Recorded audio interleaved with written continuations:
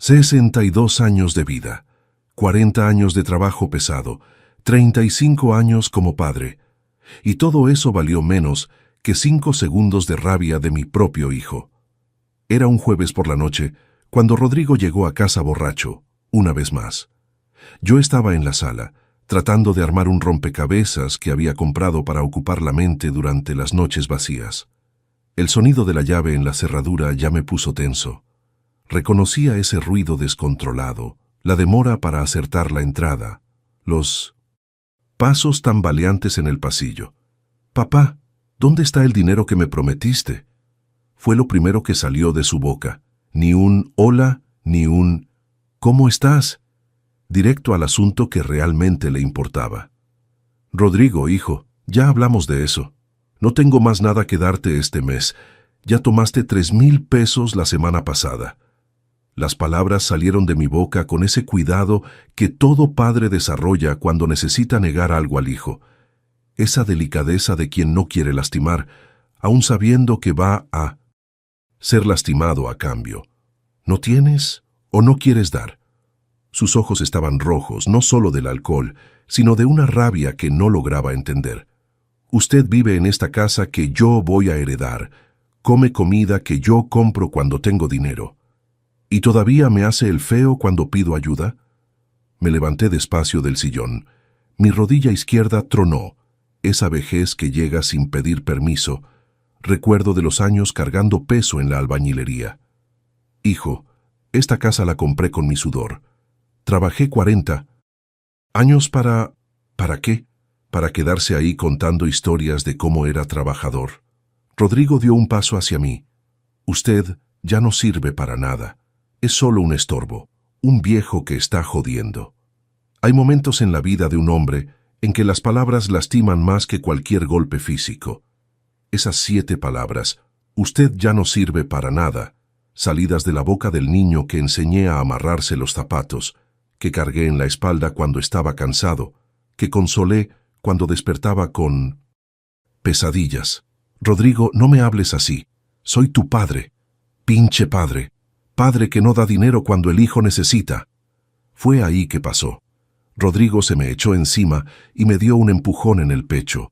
No fue fuerte, pero fue certero. Mi equilibrio ya no es el mismo de cuando tenía 20 años. Caí hacia atrás, me senté en el piso con fuerza. Sentí un dolor agudo en la cadera derecha. Me quedé ahí, sentado en el piso frío de la sala, viendo hacia arriba, a ese hombre de 32 años que ya no reconocía. El silencio que siguió fue el más pesado de mi vida. No era solo la vergüenza de estar en el piso, era constatar que mi propio hijo me había empujado. Mi propia sangre había levantado la mano contra mí. «Mire nomás qué ridículo se ve ahí en el piso». Rodrigo se rió. Una risa que me heló la sangre. «Levántese, hombre, deje el drama». Me levanté despacio, con dificultad. Mi dignidad se había quedado en el piso, pero mi cuerpo aún lograba erguirse. Lo miré a los ojos y vi a un extraño. Un completo extraño que vivía en mi casa, comía de mi comida y me veía como un obstáculo. «Mañana temprano me da el dinero. ¿Está bien?», lo dijo como si no hubiera pasado nada, como si empujar al propio padre fuera normal. «Necesito pagar unas cosas». Rodrigo se fue a su cuarto, dejándome solo en la sala. Apagué la tele, junté las piezas del rompecabezas regadas por el piso y me fui a mi recámara. Me senté en la cama que compartí con mi finada esposa por 28 años y por primera vez en 1900. Mucho tiempo lloré por la humillación, lloré por el dolor en la cadera, pero principalmente lloré por darme cuenta de que había criado a un hombre que no me respetaba, un hombre que me veía como un cajero automático que debía estar siempre disponible, como un sirviente que debía agradecer por ser maltratado. Esa noche, acostado en la oscuridad, una pregunta martillaba en mi cabeza. ¿Cuándo fue que dejé de ser padre para convertirme solo en un proveedor? ¿Cuándo fue que el respeto que merecía como hombre, como padre, como ser humano, se transformó en obligación de dar dinero sin recibir ni un gracias a cambio? ¿Ya te has sentido así? ¿Ya tuviste la sensación de que una vida entera de trabajo, de sacrificio, de amor paterno, ¿Vale menos que un capricho momentáneo del propio hijo? Ya te quedaste en el piso, literal o figurativamente, viendo hacia arriba y preguntándote dónde fue que te equivocaste. Si ya sentiste que una vida entera de trabajo como padre valía menos que un empujón y una risa burlona, quédate conmigo hasta el final de esta historia, porque lo que pasó en la mañana siguiente lo cambió todo. Si ya tuviste la dignidad pisoteada por tu propio hijo, y aún así seguiste siendo buenito, esta historia te va a hacer repensar muchas cosas. Suscríbete al canal para no perderte los próximos relatos, porque aquí no cuento historias de víctimas, cuento historias de transformación. Mi nombre es Juan Carlos Hernández. Tengo 62 años. Soy jubilado de la INO Construcción, y por mucho tiempo pensé que ser buen padre significaba aceptar cualquier cosa de los hijos en nombre del amor familiar. Pero en ese piso frío de mi sala, finalmente entendí que existen límites que ni el amor de padre puede atravesar. Para que entiendas cómo llegué a ese momento humillante, necesito regresar un poco en el tiempo. Rodrigo no nació ingrato. Ningún hijo nace ingrato. La ingratitud se construye ladrillo por ladrillo, disculpa por disculpa. Solo esta vez. Rodrigo vino al mundo en 1991, cuando yo tenía 30 años y mi esposa, Socorro, 26. Yo trabajaba como albañil en una constructora en Ciudad de México. Ganaba razonable para la época, y Socorro era costurera en una maquiladora. No éramos ricos, pero teníamos lo suficiente para criar a nuestro hijo con dignidad. Me acuerdo del día que nació Rodrigo como si fuera ayer. Estaba terminando una chamba en el 10º piso de un edificio cuando Socorro me habló diciendo que ya estaba empezando a sentir los dolores. Dejé todo, literalmente. Dejé las herramientas en el piso, le pedí al maestro de obra que me cubriera y salí corriendo al Hospital General. Cuando vi esa carita roja en los brazos de Socorro, me juré a mí mismo que iba a ser el mejor padre del mundo, que mi hijo nunca pasaría por las dificultades que yo pasé, que tendría todo lo que yo no tuve: estudio, oportunidades, seguridad.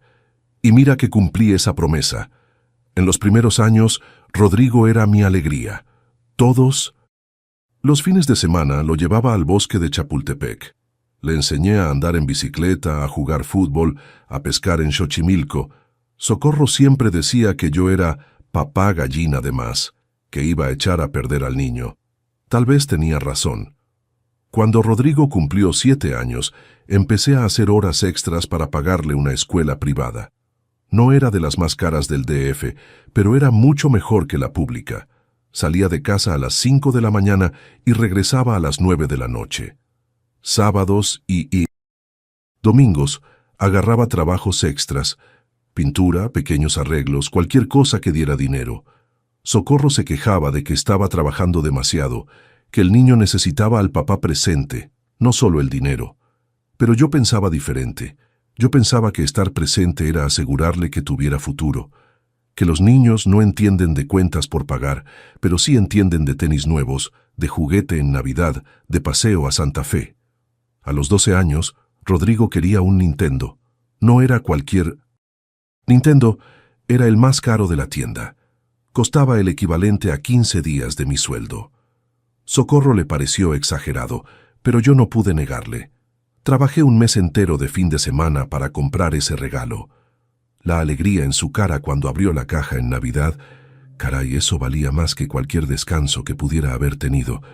Me abrazó, dijo que yo era el mejor papá del mundo, prometió cuidar bien el Nintendo, y sí lo cuidó, por algunos meses. Después de los 14, Rodrigo empezó a cambiar. La adolescencia llegó con toda la fuerza. Dejó de buscarme para platicar, dejó de ir a pescar conmigo los domingos, empezó a sentir vergüenza de mis manos callosas cuando iba por él a la escuela. Papá, no puedes venir por mí con esa ropa de trabajo, mis amigos me van a ver. Dolió, pero entendí. Los adolescentes sí sienten vergüenza. Empecé a cambiarme de ropa antes de ir por él, a bañarme después del trabajo aunque estuviera cansado. solo para no avergonzarlo frente a los compañeros. A los 16 llegó la primera pedida de dinero para salir con los amigos. 500 pesos. Papá, todos van al cine, ¿y solo yo me voy a quedar en la casa? ¿Cómo negarle? Le di los 500. Después se volvieron 1000. Después 2000. Siempre con la misma justificación. Todos tenían, menos él. Socorro trató de hablar conmigo algunas veces. Juan, estás criando a un niño mimado. Rodrigo necesita aprender el valor de las cosas. Pero yo defendía a mi hijo. Socorro, es joven. Los jóvenes tienen que aprovechar.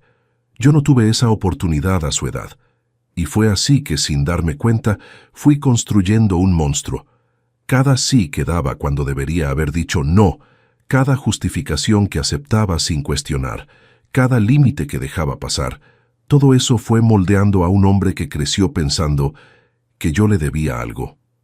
Cuando Socorro murió de cáncer, hace 5 años, Rodrigo tenía 27.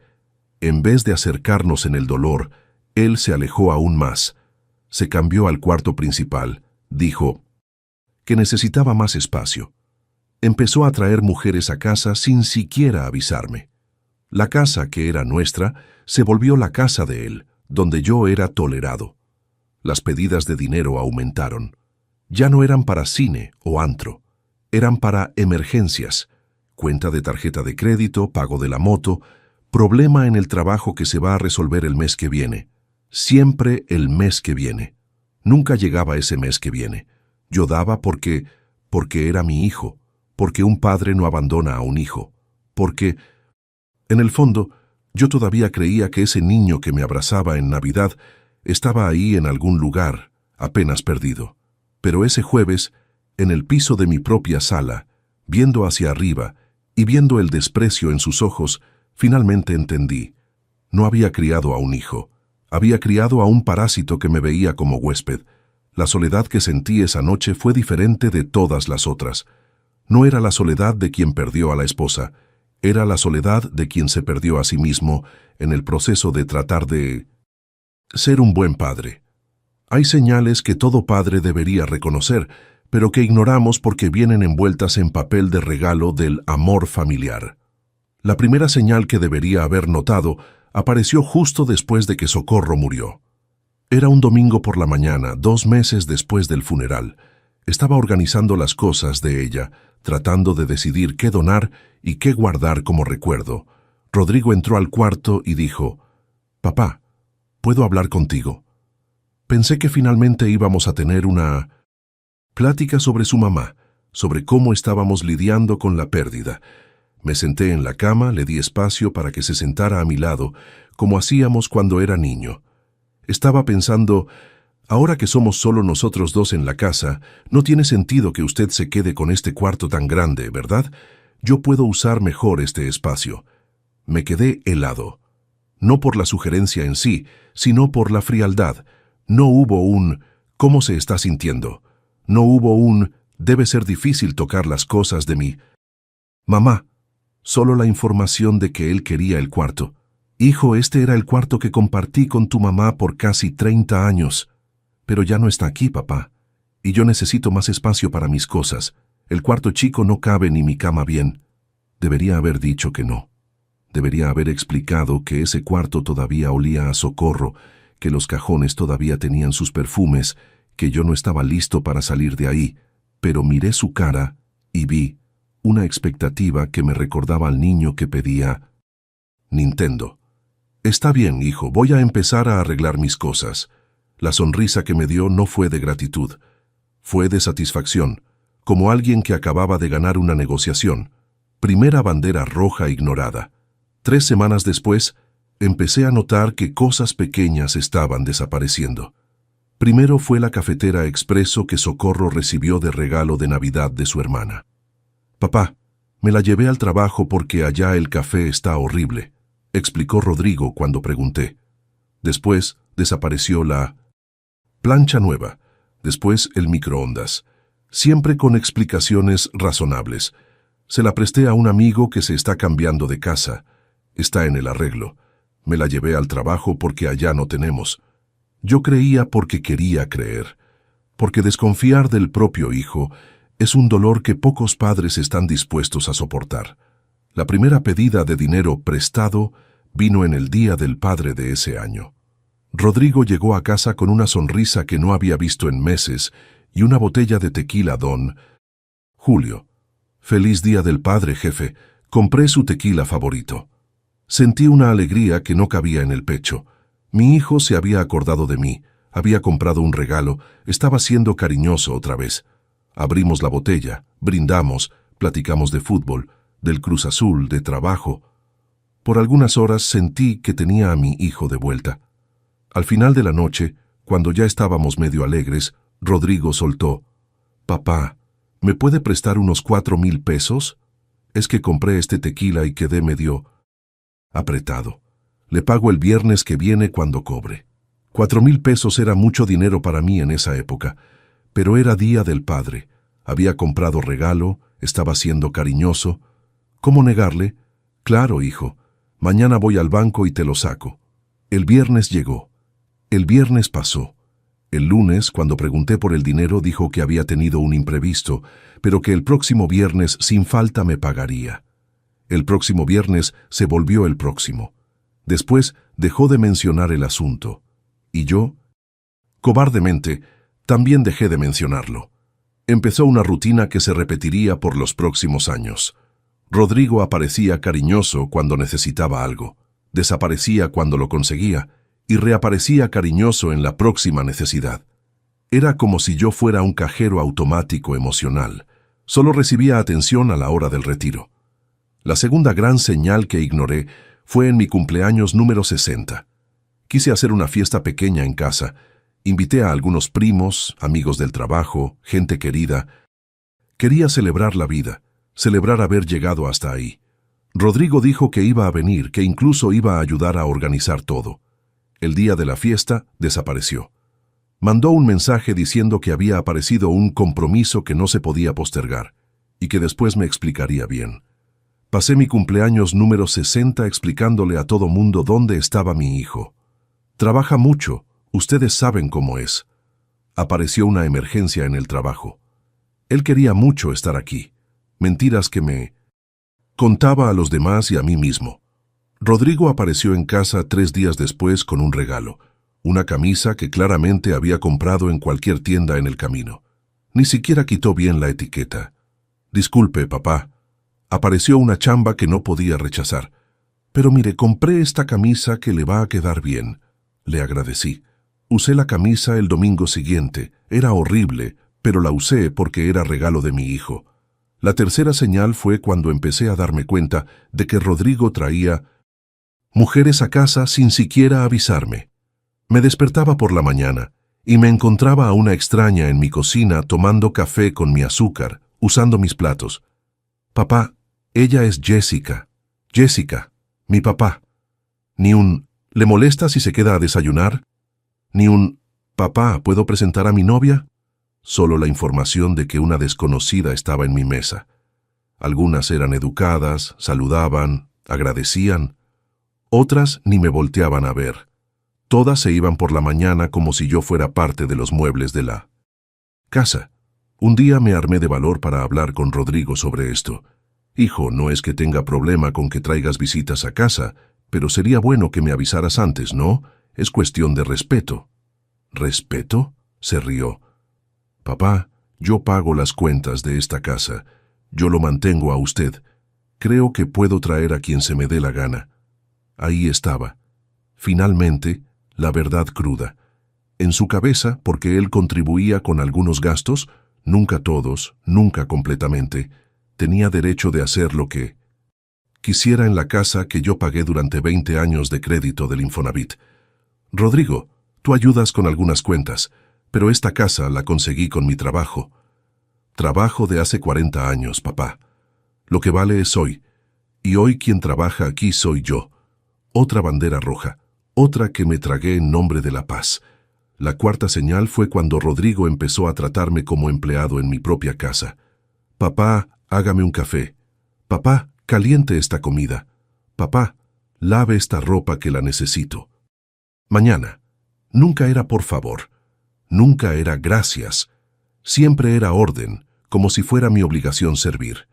Y yo servía, porque era mi hijo, porque un padre no abandona a un hijo, porque en el fondo yo todavía creía que si era paciente lo suficiente, cariñoso lo suficiente, comprensivo lo suficiente, iba a tener a mi niño de vuelta. Pero ese jueves, en el piso de la sala, finalmente entendí. Mi niño había crecido y se había convertido en un hombre que no me respetaba. Y la culpa era mía. Existe una soledad específica de hombre que crió hijos que después se volvieron extraños. No es solo la ausencia de compañía, es la presencia de alguien que debería amarte, pero que te ve solo como utilidad. Después de que Rodrigo se cambió al cuarto principal, las cosas fueron empeorando gradualmente. Lo que empezó como préstamos de dinero se volvió una transferencia mensual no oficial. Todos los meses había una emergencia, todos los meses había una justificación, todos los meses yo abría la cartera. Papá, se me descompuso la moto y la necesito para trabajar. Papá, la tarjeta de crédito llegó alta este mes por unas compras que hice para el DEPA. ¿Qué DEPA? Vivía conmigo. Papá, el dentista dijo que necesito hacerme una endodoncia y es urgente. Siempre urgente, siempre que no se podía postergar, siempre con esa cara de quien está pidiendo el último favor de la vida. Yo daba porque era mi hijo, y porque en el fondo tenía miedo de que si decía que no, se fuera. De una vez por todas, miedo de quedarme solo en esa casa grande, con solo los recuerdos de Socorro y el eco de mis propios pasos. Lo que no me daba cuenta es que solo ya estaba, solo que peor, solo y siendo explotado. La explotación no era solo financiera, era emocional, psicológica. Rodrigo desarrolló una habilidad siniestra de hacerme sentir culpable por cosas que ni siquiera eran mi responsabilidad. Papá, si no logro pagar la tenencia de la moto, voy a perder el trabajo. ¿Y ahora, cómo?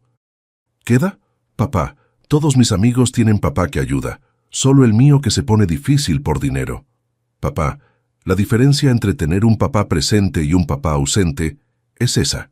El presente ayuda cuando el hijo necesita. Frases calculadas para pegarme exactamente donde más dolía, en mi sentido de responsabilidad paterna. Rodrigo había aprendido a convertir mi culpa en dinero, mi amor en combustible para su propia irresponsabilidad. Y funcionaba. Todas las veces. Lo peor era que empecé a aislarme de mis amigos por vergüenza. ¿Cómo explicarle a don Miguel, mi vecino de 40 años, que mi hijo de 30 y tantos todavía me pedía dinero todos los meses? ¿Cómo contarles a mis compañeros jubilados que estaba financiando a un adulto que me trataba como empleado? Juan, estás muy perdido, decía don Miguel cuando nos encontrábamos en la panadería. Vámonos a echar unas chelas cualquier día de estos. Ay, Miguel, ando medio ocupado. Rodrigo necesita unas ayudas en casa. Mentira. Rodrigo no necesitaba ayuda en casa. Rodrigo necesitaba dinero para mantener un estilo de vida que no podía pagar. Pero mentir era más fácil que admitir la verdad. Que había criado a un parásito emocional y no sabía cómo librarme de él sin sentirme el peor padre del mundo. La manipulación psicológica de Rodrigo era sutil, pero devastadora. Había descubierto todos mis puntos débiles y sabía exactamente cómo apretarlos. Cuando yo dudaba en dar dinero, usaba la carta de la comparación. El papá de Bruno le compró carro. El papá de Carla le pagó el enganche del DEPA. Solo mi papá que se pone tacaño. Cuando yo trataba de establecer límites, usaba la carta del abandono. Órale, papá, pensé que podía contar contigo. Si ni el propio papá ayuda, ¿quién va a ayudar? Cuando yo pedía explicaciones sobre el dinero anterior, usaba la carta de la indignación. No manches, papá, qué feo, andar cobrándole al propio hijo. Eso no es amor de padre, eso es de usurero. Y la peor de todas, cuando yo realmente estaba resistiendo, usaba la carta de Socorro. Papá, si mi mamá estuviera viva, ella entendería. Ella nunca le negaría ayuda al propio hijo. Esta última siempre me quebraba. porque Socorro realmente entendía cuando Rodrigo necesitaba algo. Pero Socorro también ponía límites. Socorro también sabía decir que no. Socorro no tenía miedo de contrariar al hijo cuando era necesario. Yo, por el contrario, me había vuelto un papá rehén. Rehén de mi propia culpa, rehén del miedo de quedarme solo, rehén de la fantasía de que un día mi hijo iba a despertar y tratarme con el respeto que merecía. El aislamiento social se fue intensificando. Dejé de ir al bar donde jugaba dominó con los amigos los domingos. No puedo dejar solo a Rodrigo, decía, como si un hombre de 30 y tantos fuera un niño que necesitaba niñera. Dejé de ir a las reuniones familiares. Era demasiado vergonzoso tener que justificar por qué mi hijo adulto no trabajaba bien, por qué siempre necesitaba dinero, por qué todavía vivía conmigo sin contribuir adecuadamente. La casa se fue poniendo pesada. Caminaba por los pasillos como un fantasma, siempre pisando huevos para no molestar a Rodrigo, siempre midiendo palabras para no provocar un conflicto. Cuando traía mujeres a casa, me encerraba en mi cuarto chico y fingía que no me molestaban los ruidos de su vida adulta, pasando en el cuarto que fue mío por 30 años. Cuando hacía fiesta con los amigos en la sala, me iba a dormir temprano para no estorbar. En mi propia casa me sentía como un intruso. La depresión empezó a llegar de forma silenciosa. No era una tristeza explosiva, era una melancolía que se instalaba despacio, como una gotera que no notas hasta el día que se cae el techo. Me despertaba por la mañana sin ganas de salir de la cama. ¿Para qué? ¿Para encontrar a Rodrigo en la cocina con cara de que le estaba haciendo un favor al propio padre al decir «buenos días»? Empecé a tener insomnio. Me quedaba acostado pensando en cuándo todo se había echado a perder, en qué momento había dejado de ser respetado como padre para convertirme solo en un proveedor inconveniente. Lo peor era que no lograba hablar con nadie sobre esto. Los hombres de mi generación no fuimos criados para admitir que estamos siendo abusados emocionalmente por el propio hijo. Los hombres de mi generación se aguantan, resisten y esperan que las cosas se resuelvan solas. Pero las cosas no se resuelven solas. Empeoran despacio, día tras día, hasta que te ves en el piso de tu propia sala, viendo hacia arriba y preguntándote cómo llegaste hasta ahí. La explotación financiera se había vuelto sistemática. Rodrigo ya no pedía dinero, informaba cuánto necesitaba. «Papá, voy a necesitar 5,000 pesos esta semana», como si fuera un sueldo que yo le debiera. Cuando mi jubilación del IMSS llegaba a la cuenta, él ya sabía exactamente cuánto iba a prestar. Yo me quedaba con lo básico para comer y pagar algunas cuentas. Él se quedaba con el resto para financiar una vida que estaba muy arriba de sus posibilidades. Y yo aceptaba todo eso porque al final de cuentas tenía miedo de la soledad real. Prefería la soledad disfrazada, la compañía tóxica, la presencia que me disminuía, que enfrentar la posibilidad de quedarme realmente solo. Hasta ese jueves, en el piso frío de la sala, finalmente entendí.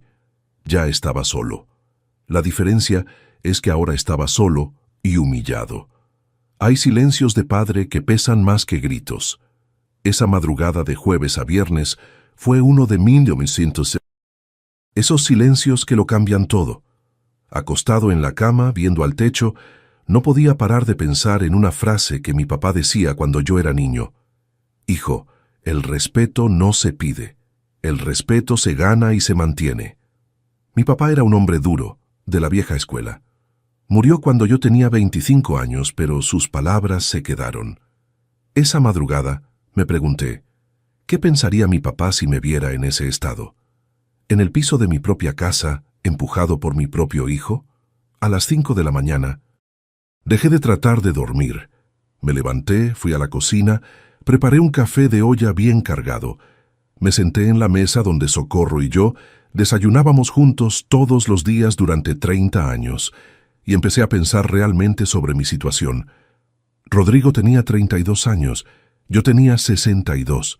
Si vivía hasta los 80, todavía me quedaban 18 años por delante. ¿18 años de qué? ¿De ser empujado? ¿De ser tratado como cajero automático? de fingir que todo estaba bien mientras por dentro moría un poco cada día? Fue en ese momento que algo hizo clic en mi cabeza. Una claridad fría, como quien prende la luz en un cuarto oscuro y finalmente ve el tiradero que está ahí. Yo no era víctima de las circunstancias, yo era víctima de mis propias decisiones. Yo había permitido todo eso. Yo había creado ese monstruo. Y si tenía poder para crear, tenía poder para desconstruir. A las 6 de la mañana, empecé a hacer algo que no había hecho en años. Planeé. Agarré una hoja de papel y empecé a enlistar todo lo que estaba mal en mi vida, todo lo que Rodrigo estaba haciendo y todo lo que yo estaba aceptando. Lista de los problemas. Rodrigo no me respetaba como padre. Rodrigo no contribuía adecuadamente con los gastos de la casa. Rodrigo me trataba como empleado. Rodrigo traía mujeres a casa sin mi consentimiento. Rodrigo pedía prestado, dinero, y nunca pagaba. Rodrigo me humillaba en mi propia casa. Rodrigo me había empujado físicamente. Lista de lo que yo estaba aceptando. Falta de respeto en nombre del amor de padre, explotación financiera en nombre de la ayuda familiar, humillación en nombre de la paciencia, agresión física en nombre del entendimiento. Cuando terminé de escribir, miré esas palabras y sentí una mezcla de coraje y alivio. Coraje por haber llegado a ese punto, alivio por finalmente ver la verdad sin filtro. A las 7 de la mañana, escuché a Rodrigo moviéndose en el cuarto. Pronto bajaría a desayunar, probablemente con esa cara de quien no se acordaba de haber empujado al propio padre la noche anterior, o peor, con la cara de quien se acordaba pero no le importaba. Fue ahí que tuve una idea. Me levanté, fui hasta el teléfono de la sala y le marqué a mi sobrino Carlos. Carlos es abogado, hijo de mi hermana mayor. Siempre fue un muchacho responsable, contestó a la segunda llamada. «Tío Juan, ¿todo bien? Es medio temprano. Carlos, necesito hablar contigo. ¿Puedes pasar a la casa hoy?» «Claro, tío. ¿Pasó algo?» «Sí pasó, pero prefiero platicar en persona. ¿Puedes venir en la mañana, antes de las 10? «Puedo. Ahí estaré a las 9. Carlos siempre fue diferente de Rodrigo. Aunque solo era 5 años mayor, tenía una madurez que mi hijo nunca desarrolló. Se recibió de Derecho, abrió su propio despacho, se casó, tuvo hijos, compró casa propia. Nunca me pidió dinero prestado. Al contrario, siempre ofrecía ayuda cuando creía que la necesitaba. A las 8:30, Rodrigo bajó a la cocina. Estaba en shorts y camiseta, cabello desordenado, esa cara de quien durmió mal por el alcohol. Ni siquiera me volteó a ver bien. «Buenos días», murmuró, yendo directo al gabinete por una taza. «Buenos días, hijo». Silencio. Se sirvió café de olla para él, agarró azúcar, lo mezcló despacio. Todo sin dirigirme la palabra, como si yo fuera parte de los muebles. Fue en ese momento que la idea que había tenido más temprano se cristalizó completamente. Me levanté, fui al gabinete donde guardaba el café especial, ese más caro que solo usaba en ocasiones especiales, y empecé a preparar una taza. «Este café está bueno», comenté, poniendo 2 cucharadas de piloncillo. «Te voy a hacer una taza como te gusta». Rodrigo me miró con sorpresa. No era normal que yo fuera tan atento después de una pelea. Generalmente, me quedaba dolido por algunos días hasta que él decidiera darme algo de atención. Preparé el café de olla exactamente como le gustaba, cargado, dulce, con canela, en una taza grande. Se lo llevé a la mesa y se lo puse enfrente. «Listo, como te gusta». Rodrigo sonrió. No era una sonrisa de agradecimiento, era una sonrisa de satisfacción, como alguien que acababa de confirmar que seguía teniendo el control. «Así me gusta, papá. ¿Ve cómo no es difícil?» Regresé a mi silla y tomé mi café en silencio, observándolo tomar. Cada sorbo suyo era una confirmación de lo que había decidido. A las 9 en punto, Carlos llegó. Rodrigo todavía estaba en la mesa, checando el celular mientras terminaba el café. «¡Carlos!». Rodrigo se levantó para saludar al primo. ¡Qué sorpresa, cabrón! ¿Todo bien? Hola, Rodrigo. Vine a hablar con el tío Juan sobre unos negocios. ¿Negocios? Rodrigo me miró con curiosidad. ¿Qué negocios, papá? Después platicamos, hijo. Ahorita necesito hablar con Carlos. Salimos al patio, Carlos y yo. Cuando la puerta se cerró detrás de nosotros, sentí un alivio enorme. Finalmente iba a platicar con alguien que me respetaba, que me veía como hombre, no como cajero automático. Tío, ¿qué está pasando? Le conté todo a Carlos, desde las primeras señales de abuso hasta el empujón de la noche anterior. Hablé sobre la explotación financiera, sobre la falta de respeto, sobre cómo me sentía prisionero en mi propia casa. Carlos me escuchó sin interrumpir, pero vi la expresión cambiándole conforme yo relataba los hechos. Cuando terminé, se quedó unos segundos en silencio. Tío, esto no es normal.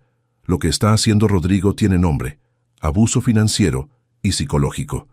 Escuchar esas palabras de alguien capacitado fue liberador y espantoso al mismo tiempo.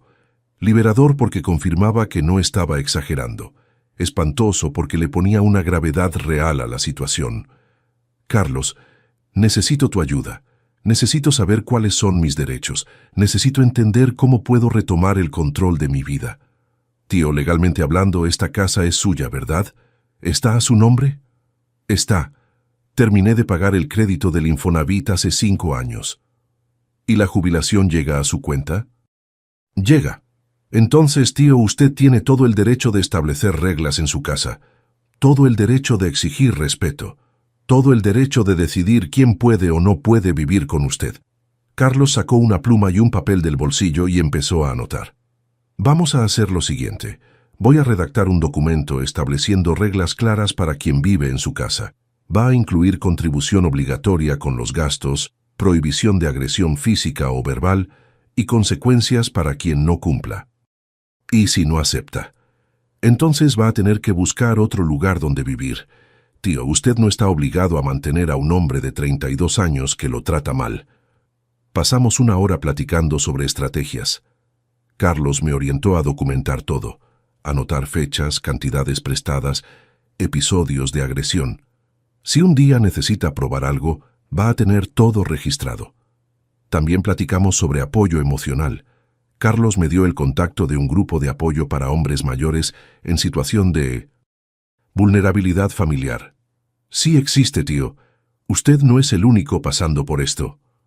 Cuando Carlos se fue, regresé a casa con una sensación que no tenía desde hacía años. Esperanza. No esperanza de que Rodrigo cambiara. Ya había desistido de eso. Esperanza de que yo podía cambiar mi propia situación. Rodrigo estaba viendo tele en la sala. Cuando me vio, preguntó: ¿Y qué, papá? ¿Qué negocio era ese con Carlos? Asunto de familia, respondí, yendo directo a mi cuarto. Pasé el resto del día organizando documentos, escrituras de la casa, comprobantes de jubilación, recibos de pago de servicios. Estaba armando mi expediente de independencia. Por la noche, Rodrigo salió. No dijo para dónde ni cuándo regresaba. Costumbre vieja. Aproveché para llamar a algunos amigos que no había platicado en mucho tiempo. Juan, ¿cuánto tiempo? ¿Cómo estás? Era la voz de don Miguel. Estoy bien, Miguel. ¿Y tú? Platicamos por 40 minutos. Fue la primera conversación genuina que tuve en meses. Al final, Miguel me invitó a una carne asada el domingo. Cuenta conmigo, respondí. Después le hablé a mi hermana, mamá de Carlos. Juan, Carlos me contó que platicaron hoy. ¿Cómo estás? Estoy preparándome para un cambio, Lucía. Platicamos por 1 hora. Lucía me ofreció todo su apoyo. Si necesitas quedarte unos días acá en casa mientras resuelves esta situación, puedes venir. Cuando colgué el teléfono, sentí algo que no sentía desde hacía años. No estaba solo. Tenía familia que me quería de verdad, amigos que extrañaban mi compañía, gente que se preocupaba por mí como ser humano, no solo como proveedor. El viernes por la mañana me levanté con una energía diferente. Preparé mi café normal y esperé a que Rodrigo bajara. Cuando apareció en la cocina, preparé otra vez el café especial para él. Lo puse en la mesa con el mismo cuidado del día anterior. Buenos días, hijo. Buenos días, papá. Rodrigo se sentó y empezó a tomar el café. Órale, estás cariñoso, qué bueno. Me senté en mi silla y dije, Rodrigo, necesito hablarte de algunas cosas. ¿Hablar de qué? De cómo vamos a vivir de ahora en adelante en esta casa. Rodrigo dejó de tomar el café y me miró con una expresión entre sorpresa e irritación. ¿Cómo qué? Siéntate ahí y tómate tu café, te voy a explicar bien. Fue en ese momento que escuché el timbre. Me levanté para abrir, sabiendo exactamente quién era. Abrí la puerta y ahí estaba Carlos, puntual como siempre, con una carpeta en la mano y una sonrisa en la cara. Buenos días, tío. Buenos días, Carlos, pásale. Regresamos a la cocina. Rodrigo tenía la taza de café en la mano, pero ya no tomaba. Miraba fijamente a Carlos, claramente tratando de entender qué estaba pasando. Carlos, dijo, ¡qué sorpresa otra vez! Hola, Rodrigo. Carlos jaló una silla y se sentó en la mesa, poniendo la carpeta frente a él. Vine a hablar sobre la nueva organización de la casa. La sonrisa desapareció completamente de la cara de Rodrigo. ¿Nueva? Organización de la casa. Rodrigo repitió, poniendo la taza de café en la mesa con fuerza innecesaria. ¿Qué organización es esa? Carlos abrió la carpeta con calma profesional, sacó unas hojas y las puso sobre la mesa. Rodrigo, empecé. Carlos es abogado, como sabes. Le pedí que redactara un documento estableciendo algunas reglas básicas para quien vive en esta casa. ¿Reglas? Rodrigo se levantó de la silla bruscamente. ¿Qué reglas? ¿Qué pinche historia es esta? Carlos mantuvo la voz. Calmada y profesional. Son lineamientos simples sobre convivencia, contribución con gastos y respeto mutuo. Nada muy complicado. ¿Respeto mutuo? Rodrigo empezó a caminar por la cocina. Papá, ¿qué payasada es esta? ¿Por qué no me habló antes? Hijo, respondí sintiendo una firmeza en la voz que no tenía desde hacía años, porque no es una negociación, son las nuevas reglas de mi casa.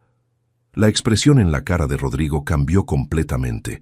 La burla dio lugar a la sorpresa, después a la rabia. Su casa, nuestra casa, papá. Yo vivo aquí desde hace más de 30 años. Exacto, dijo Carlos tomando la primera hoja. Y durante esos 30 años, usted fue mantenido, educado y recibió todo gratis. Ahora es un hombre adulto y es hora de contribuir como adulto. Carlos empezó a leer. Primera regla. Contribución obligatoria de 15,000 pesos mensuales para gastos de la casa, incluyendo alimentación, luz, agua, internet y mantenimiento general. ¿15,000 pesos? Rodrigo. Te gritó. Están locos, no tengo esa lana. Tienes para comprar chelas todos los fines de semana, respondí. Tienes para llevar viejas a cenar fuera, tienes para comprarte ropa de marca. Entonces, tienes para ayudar con los gastos de la casa donde vives. Segunda regla, Carlos continuó. Prohibición total de agresión física o verbal contra el propietario de la casa o cualquier persona que esté en ella. Rodrigo se puso rojo. ¿Agresión? ¿Qué agresión? ¿De qué están hablando? Del empujón de... Anteayer por la noche, respondí mirándolo directamente a los ojos. Del momento en que me tiraste al piso y te reíste de mi situación. Ay, por favor, papá, está haciendo drama por eso. Usted se tropezó. No me tropecé, Rodrigo. Tú me empujaste. Y esa fue la última vez. Carlos prosiguió. Tercera regla. Cualquier visita debe ser comunicada previamente al propietario de la casa, con por lo menos 24 horas de anticipación. ¿Comunicar visitas? Rodrigo estaba incrédulo. Papá, ¿quiere controlar hasta a quién traigo a la casa? Quiero respeto en mi casa, respondí. Quiero que me trates como dueño de la casa, no como parte de los muebles. Cuarta regla, Carlos continuó. Reembolso de todos los valores prestados en los últimos 2 años, conforme lista anexa. Fue ahí que Rodrigo se sentó en la silla como si hubiera recibido un golpe. ¿Lista anexa? ¿Qué lista? Carlos volteó la página y empezó a leer. Enero de 2022. 4,000 pesos. Emergencia dental. Marzo de 2022. 6.000 pesos. Tenencia de la moto. Mayo de 2022. Órale. Rodrigo interrumpió. Eso fue préstamo. Yo voy a pagar todo. Rodrigo, le dije, tú vas a pagar todo desde hace 2 años. El total actual es 83.000 pesos. El silencio que siguió fue vergonzoso. Rodrigo se quedó viendo la hoja como si estuviera escrita en chino. 83.000 pesos, repitió despacio. Papá, yo no sabía que había llegado a esa cantidad. Claro que sabías, respondí. Sabías con cada préstamo que pedías. Sabías con cada mentira que contabas. Sabías con cada la semana que viene te pago. Carlos retomó la lectura. 5ª regla. Plazo de 30 días para adecuación a las nuevas reglas. De lo contrario, se solicitará que el residente busque nueva vivienda. Fue ahí que Rodrigo explotó. ¡Nueva vivienda!, gritó golpeando el puño en la mesa. «Me quieren correr de mi propia casa». «De mi casa», corregí, manteniendo la voz firme. «Y no te estoy corriendo, te estoy dando la oportunidad de vivir aquí como un adulto responsable. Papá, soy su hijo. Y yo soy tu padre. Pero eso no me obliga a aceptar falta de respeto, explotación y agresión». Rodrigo empezó a caminar por la cocina como animal enjaulado.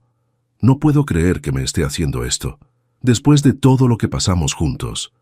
Después de todo lo que yo pasé por ti», corregí. 40 años de trabajo pesado para criarte. 15 años pagando escuela privada. 3 años pagando universidad que no terminaste. 2 años manteniendo tus préstamos que nunca se pagaron. Yo también trabajé. Trabajaste, sí, y gastaste tu sueldo en ti, mientras usabas el mío para mantenerte. Carlos guardó los papeles en la carpeta. Rodrigo, estas reglas no son un castigo, son una oportunidad para que ustedes redefinan la relación de forma saludable. ¿Saludable? Rodrigo se rió con amargura. Saludable es un papá que ama al hijo incondicionalmente. Amor incondicional no significa aceptar cualquier cosa, respondí. Significa amarte lo suficiente para exigir que seas mejor persona. Rodrigo se sentó en la silla y se puso la cabeza entre las manos. Por un momento pensé que iba a llorar. Parte de mí, la parte que todavía era padre antes que nada, quiso consolarlo. Pero entonces levantó la cabeza y vi que no era tristeza. Era rabia. «Está bien», dijo con una voz fría que no reconocí. «¿Quieren jugar este juego? Vamos a jugar». Rodrigo: «No, papá. Ahora soy yo quien va a hablar». Se levantó y me señaló con el dedo. «¿Usted cree que no me acuerdo de cuántas veces llegaba borracho a casa cuando yo era niño? ¿Cree que no sé que le pegaba a mi mamá?» Sentí que la sangre se me helaba en las venas. «Rodrigo, yo nunca de los nuncas». Rodrigo estaba gritando ahora. «¡Qué memoria tan selectiva, papá!». Carlos se levantó. «Rodrigo, esas acusaciones son graves y son verdades». Rodrigo me interrumpió. «Mi mamá me contó todo antes de morirse. Cómo tomaba, cómo era. Agresivo, cómo le tenía miedo. Cada palabra era una puñalada. No porque fueran verdad, sino porque eran mentiras tan bien construidas que por un segundo me hicieron dudar de mí mismo». «Rodrigo», dije con voz temblorosa, «tu mamá nunca dijo eso porque nunca pasó». «Ah, ¿no? Entonces, ¿por qué tomaba pastillas para la ansiedad? ¿Por qué lloraba escondida? ¿Por qué me hizo prometerle que iba a cuidarlo cuando ella se muriera?» La última frase me pegó como un puñetazo en el estómago. Socorro. Realmente había hecho que Rodrigo prometiera que me cuidaría, pero no porque yo fuera violento, porque sabía que era demasiado frágil, demasiado bueno, incapaz de defenderme solo. «Mijo», dije, sintiendo lágrimas en los ojos, «tu mamá te pidió que me cuidaras porque sabía que yo era incapaz de ser duro cuando era necesario. No porque fuera agresivo, sino porque era todo lo contrario». «Mentira». «Carlos», me dirigí a mi sobrino, «tú conociste a Socorro, conviviste con nosotros.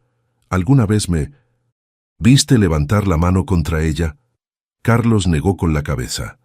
«Tío Juan, en 30 años de convivencia familiar, Jamás lo vi alzar la voz a la tía Socorro, mucho menos agredirla.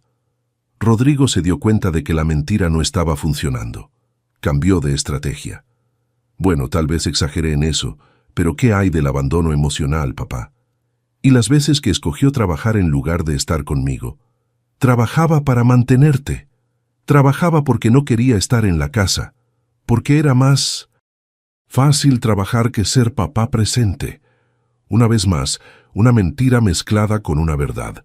Sí, yo trabajaba mucho, pero trabajaba por amor, por responsabilidad, para darle todo lo que yo no tuve. Rodrigo, Carlos intervino.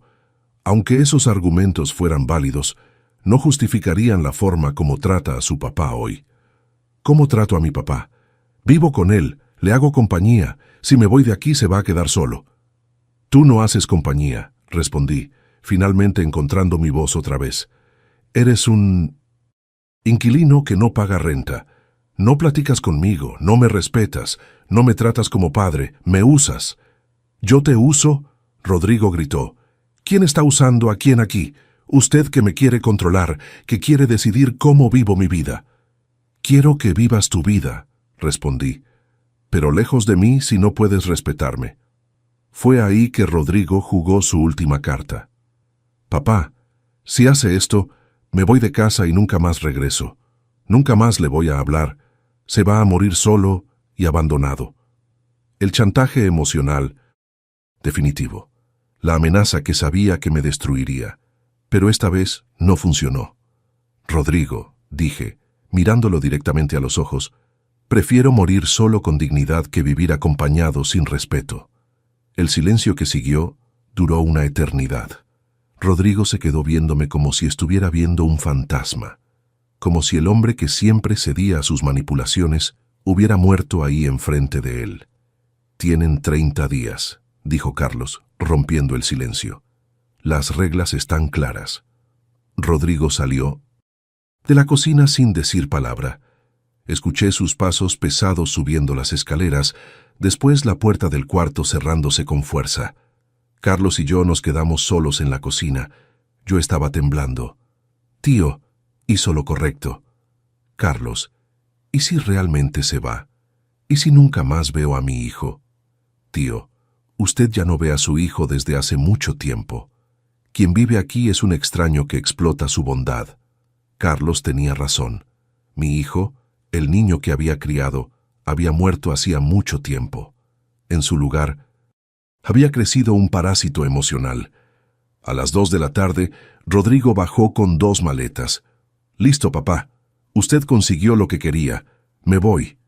Por un momento, sentí el impulso de correr tras él, de cancelar todo, de volver a la situación anterior. Pero entonces me acordé del empujón. Me acordé de las humillaciones. Me acordé de los años de explotación. «Rodrigo», dije, «las reglas van a estar aquí si quieres regresar, como adulto». Se paró en la puerta de la cocina y me miró con odio puro. «Papá se va a arrepentir de esto. Cuando esté enfermo, abandonado, necesitando ayuda, acuérdese de esta plática». «Me voy a acordar», respondí.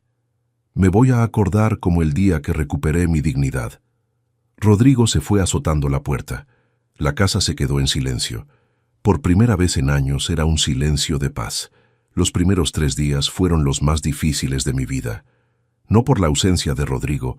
Sorprendentemente, sentía alivio por no tener que andar pisando huevos en mi propia casa. La dificultad era lidiar con 40 años de condicionamiento emocional. 40 años creyendo que ser buen padre significaba aceptar todo de los hijos en nombre del amor familiar. La primera noche solo, me senté en la sala y lloré. Lloré por el hijo que había perdido hacía mucho tiempo. Lloré por los años de manipulación que solo ahora lograba ver claramente. Lloré por Socorro, que habría estado orgullosa de verme defender mi dignidad. Pero principalmente, lloré de alivio. La segunda mañana, me desperté sin ese nudo en el estómago que se había vuelto rutina. No tenía que preocuparme si Rodrigo iba a estar de mal humor, si iba a pedir dinero, si iba a traer alguna mujer a casa sin avisar. Preparé mi café de olla en la taza que quería, Me senté en la mesa sin prisa y planeé mi día. Hacía años que no planeaba un día pensando solo en lo que yo quería hacer. Decidí empezar despacio. Le hablé a don Miguel y acepté la invitación para la carne asada del domingo que me había hecho semanas atrás. Juan, qué bueno que llamaste. Va a ser a las 2 de la tarde, solo los cuates, ya sabes, la banda buena. El domingo llegó y fui. Hacía meses que no salía de casa para un evento social. Estaba nervioso, medio raro, como adolescente en la primera cita. Juan.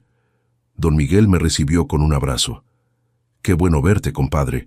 Ven acá, hay mucha raza que quiere platicar contigo.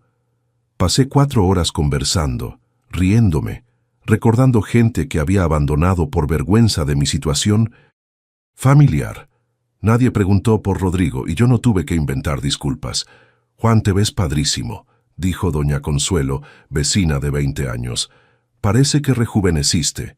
Tal vez fuera cierto. Tal vez la humillación constante envejece más que los años. Al regresar a casa al final de la tarde, miré mi casa y sentí algo que no sentía desde hacía mucho tiempo. Ganas de entrar. Ya no era un ambiente pesado, cargado de tensión. Era mi hogar otra vez. Durante la segunda semana, empecé a retomar contacto con familiares que había abandonado. Le hablé a mi hermana Lucía casi todos los días. Juan, no te imaginas qué contenta estoy.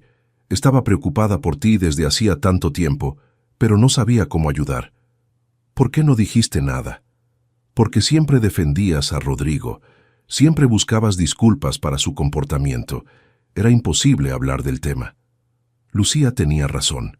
Me había aislado de todos los que trataban de alertarme sobre la situación. Había escogido la ilusión de paz familiar en lugar de la realidad de quienes realmente se preocupaban por mí. En la tercera semana pasó algo extraordinario. Rodrigo me habló. «¿Papá? Hola, hijo. Papá, yo estaba pensando. Tal vez podemos platicar». Sentí el corazón acelerarse. Por un momento, la esperanza de reconciliación inundó mi pecho. «Claro, hijo. ¿De qué te gustaría platicar?» «Sobre las reglas. Tal vez podemos negociar algunas cosas». Ahí estaba. Rodrigo no había reflexionado sobre su comportamiento. No se había arrepentido de los años de explotación. Quería negociar. «Rodrigo», dije calmadamente, «no hay negociación. Las reglas están claras. Si quieres regresar, es como adulto responsable». «Papá, pero 15,000 pesos es mucho, y eso de avisar sobre visitas es exagerado». «Son reglas básicas de convivencia, hijo. Papá, soy su hijo. Eso debería contar para algo. Cuenta, sí. Cuenta para darme esperanza de que puedes cambiar». «¿Cambiar? ¿Cambiar qué? ¿Soy yo el que tiene que cambiar?» Y ahí estaba la respuesta que necesitaba. Rodrigo todavía no entendía lo que había hecho mal. Todavía se veía como víctima. «Rodrigo, cuando estés listo para una plática sobre respeto mutuo, la puerta está abierta. Hasta entonces, espero que encuentres un lugar donde seas feliz». Colgué el teléfono. Sentí tristeza, pero también sentí orgullo. Orgullo de haber mantenido mi posición. Orgullo de no haber cedido a la manipulación. Fue en la 4ª semana que empezó la verdadera transformación. Decidí que era hora de hacer algo que postergaba desde hacía 5 años, remodelar el cuarto principal. El cuarto que había sido mío y de Socorro, que Rodrigo se había apropiado después de la muerte de ella. Gasté mis ahorros en una remodelación completa. Pintura nueva, muebles nuevos, cama nueva. Transformé ese espacio en algo mío otra vez. Cuando terminé, me senté en la cama nueva y volví a llorar. Pero esta vez era llanto de alegría. Había recuperado mi espacio. También fue en esa época que empecé a ir al grupo de apoyo que Carlos había mencionado. Era una reunión semanal de hombres que habían pasado por situaciones de abuso familiar. Mi nombre es Juan y soy padre de un hijo que me explotaba financiera y emocionalmente. La primera vez que dije esas palabras en voz alta fue liberador. Estaba en una sala con 10 hombres que entendían exactamente lo que había pasado. «Juan», dijo don Antonio, un señor de 70 años, «¿cuánto tiempo tardaste en darte cuenta de que el problema no eras tú?» 40 años, respondí. Yo tardé 45, se rió, pero lo importante es que nos dimos cuenta. En ese grupo, aprendí que mi historia no era única. Había padres que habían sido explotados por los hijos de formas aún peores que la mía. Había hombres que perdieron casas, carros, ahorros enteros, tratando de ayudar a hijos ingratos. Pero también había historias de recuperación. Hombres que reconquistaron sus vidas, establecieron límites saludables y reconstruyeron relaciones basadas en respeto mutuo. El secreto, me dijo don Antonio, es entender que ser buen padre no significa ser padre tapete. El amor verdadero a veces requiere firmeza. En el segundo mes después de la salida de Rodrigo, empecé a descubrir pasatiempos que había abandonado durante los años de trabajo y paternidad. Siempre tuve fascinación por la carpintería, pero nunca tuve tiempo o espacio para practicar. Con Rodrigo fuera de casa, transformé la cochera en un pequeño taller. Compré algunas herramientas básicas y empecé haciendo pequeños arreglos por la casa. Después pasé a proyectos más grandes: un librero para la sala, una mesa para el patio, una banca para la entrada. Trabajar con madera me dio algo que no tenía desde hacía años: sentido de propósito que no dependía de otras personas. Cada pieza que terminaba era un logro puramente mío. «Juan, qué trabajo tan bonito», dijo doña Consuelo cuando vio el librero que había hecho. «Tienes talento para esto». Talento. Hacía años que nadie reconocía algún talento mío. Durante tanto tiempo había sido solo el proveedor, el papá que daba dinero, el hombre que resolvía problemas de otros. En el tercer mes, tomé una decisión que Socorro siempre había soñado. Hice un viaje. Socorro siempre quiso conocer Guanajuato. «Un día vamos a ir allá, Juan, cuando te jubiles, cuando tengamos tiempo». Pero cuando me jubilé, Rodrigo necesitaba ayuda. Siempre necesitaba ayuda. El viaje se postergó indefinidamente. Solo compré el boleto de autobús. 5 días en Guanajuato, en un hotel acogedor, conociendo los lugares que Socorro soñaba visitar. La primera noche, solo en el cuarto del hotel, miré una foto de ella que llevé conmigo. Socorro. Lo logré. Finalmente logré poner nuestra vida por encima de la ingratitud de nuestro hijo. Lloré esa noche, pero fue llanto de nostalgia, no de arrepentimiento. Durante el viaje conocí a otras personas. Platicando con otros turistas, descubrí que existía vida social más allá de la familia. Existían amistades genuinas, gente interesante que no quería nada de mí además de buena compañía. «¿Usted vive solo?», preguntó doña Marta, una señora simpática que conocí en un tour. «Vivo», respondí. «Y estoy aprendiendo a que me guste». Era verdad. Estaba aprendiendo que soledad y solitud son cosas diferentes. Soledad es estar solo y sentirse incompleto. Solitud es estar solo y sentirse en paz. Cuando regresé de Guanajuato, encontré varios mensajes en el teléfono. 3 eran de Rodrigo. «Papá, necesitamos platicar. Papá, esta distancia no le está haciendo bien a nadie. Papá, ando con unos problemas aquí. ¿Será que me puede ayudar?». Ahí estaba otra vez. No un hijo arrepentido queriendo reconciliación. Un hombre en dificultades queriendo solución financiera.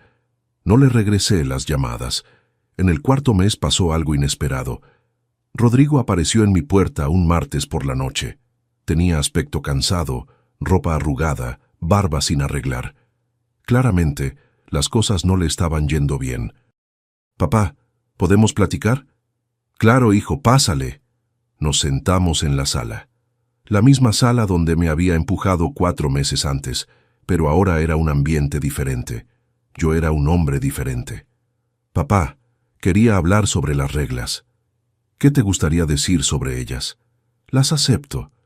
Sentí el corazón acelerarse otra vez, pero esta vez mantuve la calma. «¿Aceptas todas?». «Acepto». «¿Incluyendo contribuir con 15,000 pesos mensuales?». «Acepto». «¿Incluyendo pagar los 83,000 pesos que me debes?». Rodrigo titubeó. «Papá, sobre esa deuda, ¿será que no podemos negociar un descuento?». Y ahí estaba, aun diciendo que aceptaba todo, todavía trataba de manipular la situación. No, hijo, son 83,000 pesos. Se pueden pagar en parcelas, pero no se pueden perdonar. Papá, pero es mucha lana. Es la lana que me pediste prestada. Si era mucha, no la hubieras pedido. Rodrigo se quedó en silencio unos minutos. Está bien, papá. Acepto todo. Puedo regresar. Miré a Pemzinsos, mi hijo, porque a pesar de todo seguía siendo mi hijo, y sentí una mezcla de amor y cautela. Rodrigo, ¿aceptas las reglas por conveniencia o porque entiendes por qué existen? ¿Cómo? ¿Entiendes que empujarme estuvo mal? ¿Que tratarme como empleado estuvo mal? ¿Que explotar mi buena voluntad estuvo mal? Rodrigo bajó la cabeza. Papá, yo... a veces me pasé, pero no fue por maldad. No fue por maldad, pero fue por falta de respeto. Sí. ¿Y estás dispuesto a tratarme con respeto? Estoy. Lo miré a los ojos y vi algo que no veía desde hacía mucho tiempo. Humildad genuina. Tal vez 4 meses en la vida real le habían enseñado lo que 30 años de facilidades no lograron. Rodrigo, puedes regresar, pero yo ya no soy el mismo papá de antes. Yo cambié, y espero que tú también hayas cambiado. Cambié, papá. Sí, cambié. Rodrigo regresó a casa al día siguiente. Trajo los primeros 15,000 pesos el mismo día. Propuso pagar la deuda en parcelas de 5,000 pesos mensuales.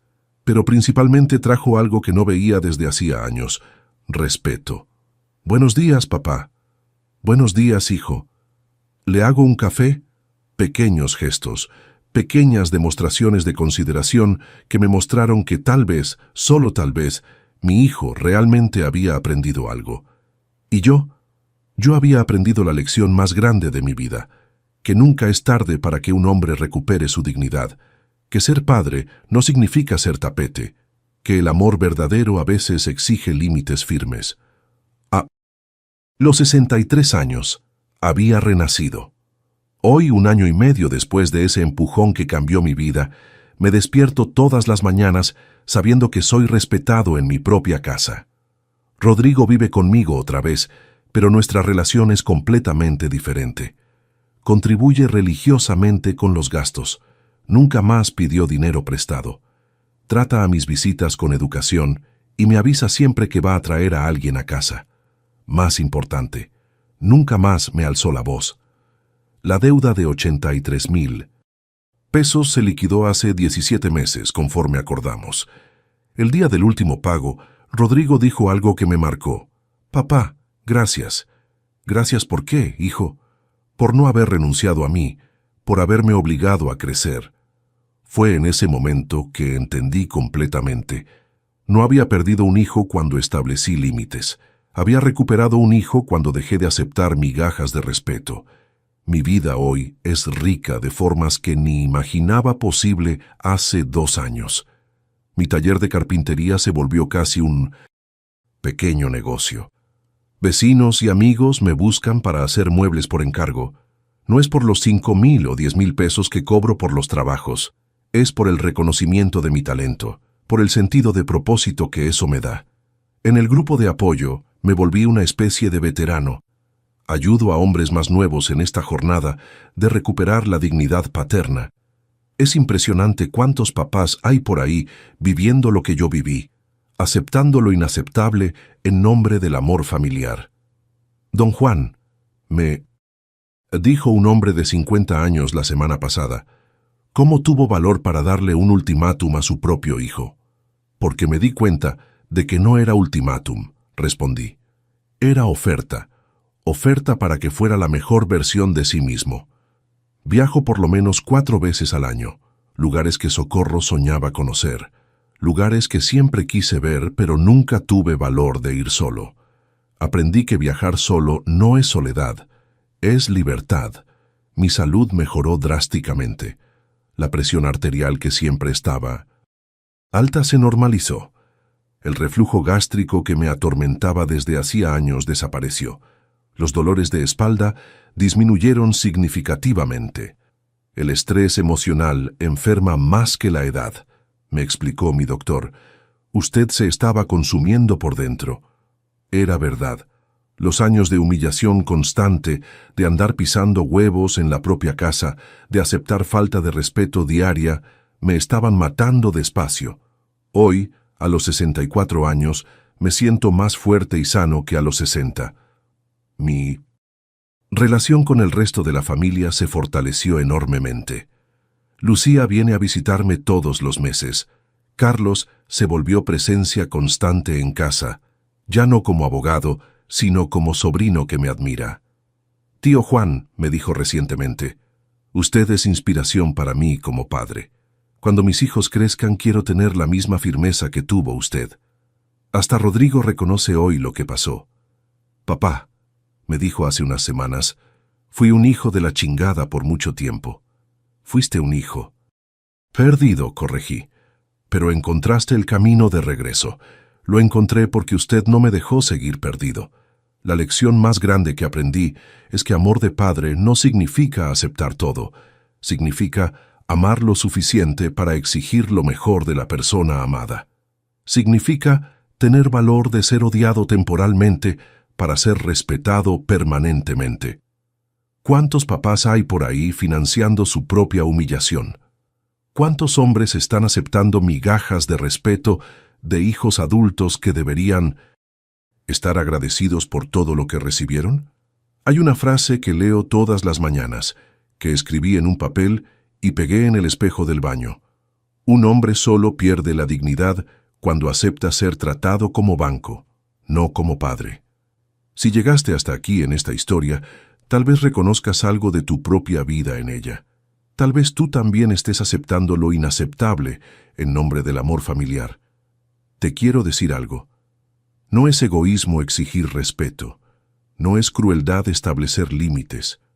No es desamor cobrar reciprocidad. Ser buen padre significa enseñar a tus hijos a ser personas decentes. Y si ya son adultos y no aprendieron, todavía hay tiempo de enseñar, a través de consecuencias reales. No les debes nada a tus hijos más allá de lo que ya diste durante la crianza. Amor, educación, oportunidades, ejemplo. Eso ya lo diste. Lo que hagan con eso ahora es responsabilidad de ellos, no tuya. Si tu hijo adulto te trata mal, el problema no es que seas papá exigente de más. El problema es que seas hombre exigente de menos. Yo aprendí a los 62 años que un hombre no necesita aceptar migajas de quien recibió un banquete de oportunidades, que ser padre no significa ser explotado, que nunca, pero nunca jamás, es demasiado tarde para que un hombre se levante y exija el respeto que merece. Hoy, cuando me despierto por la mañana, me veo en el espejo y veo a un hombre que se respeta, un padre que supo amar con firmeza, un ser humano que escogió la dignidad aun cuando dolió. Y tú, cuando te ves en el espejo, ¿ves a un hombre que se respeta o ves a alguien que acepta cualquier cosa para no quedarse solo? La soledad con dignidad es mejor que compañía con humillación. Siempre. Si mi historia como padre te llegó al corazón, quiero saber desde dónde estás viendo.